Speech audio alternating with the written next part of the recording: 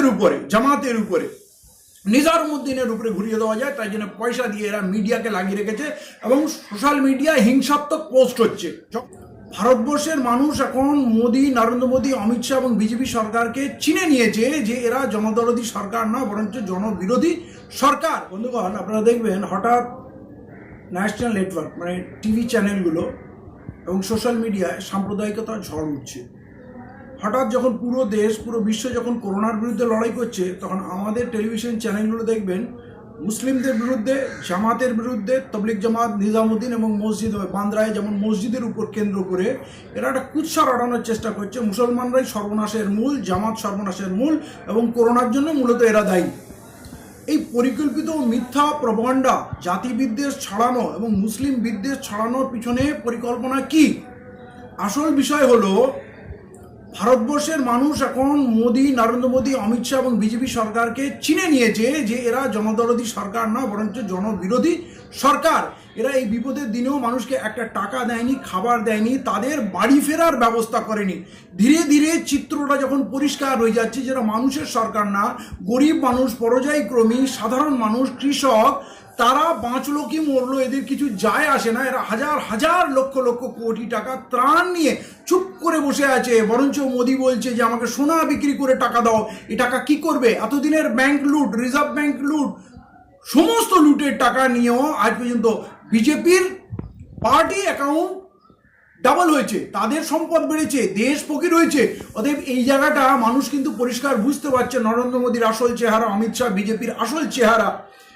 এর আগে ধন তছরূপ রেপিস্টদের সরকার অনেক পদবি এরা পেয়েছে, কিন্তু আজকে ক্ষুধার সময় মানুষ খাবার পাচ্ছে না। সেইটা নিজেদের ঘাড় থেকে নামিয়ে দিয়ে দৃষ্টিটা যাতে মুসলিমদের উপরে, জামাতের উপরে, নিজামুদ্দিনের উপরে ঘুরিয়ে দেওয়া যায়, তাই জন্য পয়সা দিয়ে এরা মিডিয়াকে লাগিয়ে রেখেছে এবং সোশ্যাল মিডিয়ায় হিংসাত্মক পোস্ট হচ্ছে, জঘন্য নোংরা নোংরা পোস্ট হচ্ছে।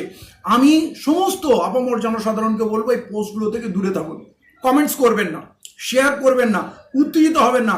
এইটা আরএসএস এর চাল যে আপনারা এই কমেন্টগুলো দেখে উত্তেজিত হয়ে আবার আপনারাও হিংসাত্মক হবেন এবং দুপক্ষ যখন একে অপরের বিরুদ্ধে কুৎসা চড়াবে, হিংসা চড়াবে, পুরো সামগ্রিক পরিস্থিতিটা ভয়ঙ্কর হয়ে যাবে। কারণ আপনি যখনই কমেন্টস করছেন, বাকবিতণ্ডায় যুক্ত হচ্ছেন, গালাগালিতে যখন লিপ্ত হচ্ছেন, আপনার ফ্রেন্ড লিস্টের হাজার হাজার মানুষ কিন্তু সেই কুৎসাটা দেখছে। অতএব প্রত্যেকটা মানুষ ক্ষুধার জ্বালায়, আতঙ্কে অস্থির হয়ে আছে। তার মাঝখানে যদি এই বিষ ঢেলে দেওয়া যায়, সাম্প্রদায়িক বিষ, মানুষ উত্তেজিত হবে এবং তার ফ্রাস্ট্রেশন আরও বাড়বে। তাই বলছি এই ধরনের পোস্টগুলোকে শেয়ার করবেন না, কমেন্টস করবেন না, বাকবিতণ্ডায় যাবেন না। পারলে এদের স্ক্রিনশট নিয়ে প্রশাসনকে জানান, পারলে এদেরকে ব্লক করে দিন, তাহলে এদের উদ্দেশ্য ব্যর্থ হবে। আর যেটা কেন্দ্র এবং রাজ্য সরকারের উচিত, এদের বিরুদ্ধে কড়া ব্যবস্থা নেওয়া উচিত। কিন্তু দুর্ভাগ্যজনকভাবে বলছি, এরা যে খুলেআম এই কাজগুলো করছে, এর পিছনে সরকারের মদত আছে, কেন্দ্রীয় সরকারের তো অবশ্যই মদত আছে, কিন্তু রাজ্য সরকারও সেখানে কম যাচ্ছে না। অর্চিমান ভট্টাচার্যের কুৎসা এবং নোংরা পোস্টের বিরুদ্ধে এত লেখালেখি, এত এফআইআর হওয়ার পর রাজ্যের পুলিশ প্রশাসন কিন্তু তার বিরুদ্ধে কোনো ব্যবস্থা নেই। আরেকটা ভিডিও এসছে, দেওয়ালে নোংরা ছবি এঁকে আল্লাহ এবং নবী করিম সাল্লাল্লাহু আলাইহি ওয়াসাল্লাম সম্বন্ধে খুব নোংরা বক্তব্য পেশ করেছে, কিন্তু তার বিরুদ্ধে এখনো কোনো ব্যবস্থা নেওয়া হয়নি। তাহলে রাজ্য সরকার কি চায়? রাজ্যে শান্তি বজায় এই সময় তো থাকুক, খেতে পাচ্ছে না, শান্তি তো থাকুক, তাহলে সেটাও কি চায় না? অতএব একটা ঘোর চক্রান্তের মধ্যে আছি। আমি মানুষের কাছে জোড়াতে অনুরোধ করছি, দেশের মানুষ বুঝছে, আমি বিশেষভাবে মুসলিমদের বলছি, দেশের অমুসলিম মানুষরাও বুঝছে মোদী, অমিত শাহর চরিত্র, বিজেপির চরিত্র। আপনি সবাইকে বিজেপির সমর্থক ভাববেন না। এবং মুসলিমদের চরিত্র বিগত দিনে অনেক উজ্জ্বল হয়েছে। তারা 160টার উপরে মবলিং হয়েছে বেশিরভাগ মুসলিমদের, তারা ময়দানে নেমে প্রতিবাদ, ঝগড়া, প্রতিক্রিয়া দেখায়নি। তারা বাবরি মসজিদের সিদ্ধান্তকে মেনে নিয়েছে, যা মুসলিমদের বিপক্ষে গেছে। কাশ্মীরকে ভেঙে তছনছ করে দেওয়া হয়েছে, তারা প্রতিক্রিয়া দেখায়নি। তারা 3 তালাকের বিরুদ্ধে যে শরিয়াতে হস্তক্ষেপ হয়েছে, তারা প্রতিক্রিয়া দেখায়নি। কিন্তু এনআরসির বিরুদ্ধে দুর্ধর্ষ লড়াই দিয়েছে, মরণপণ লড়াই দিয়েছে।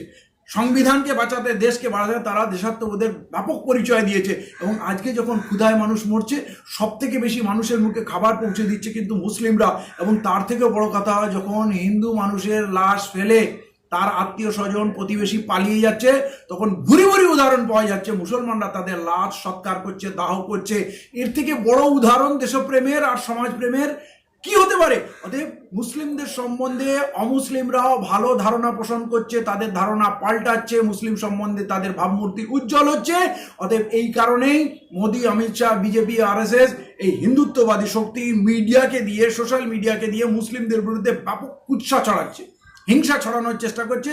আমি মুসলিমদের বলবো ধৈর্যশীল হন, ভালো কাজ করুন, ভালো কাজ আরো বেশি করে করুন, সমাজে শান্তি বজায় রাখুন এবং অন্য সম্প্রদায়ের মানুষের সঙ্গে সৌহার্দ্য বজায় রাখুন। আপনি ধৈর্যশীল হন, জিত আপনারই হবে, মানুষ আপনাকে ভালোবাসবে এবং আগামী দিনে এর দেশের জন্য এটা একটা ভালো উদাহরণ হবে যে অন্য সম্প্রদায়েরও মানুষ এখন মুসলিমদের সম্বন্ধে ভালো ধারণা পোষণ করছে। সোশ্যাল মিডিয়ায় কিছু বক্তব্য ছড়িয়ে দিলে, রাস্তায় কিছু সবজিওয়ালা ফলওয়ালাকে মেরে যদি কেউ বলতে যায় যে পুরো ভারতবর্ষের মানুষ বিভাজন হয়ে গেছে, সব হিন্দু সাম্প্রদায়িক, এই ভুল ধারণা মনে পোষণ করবেন না।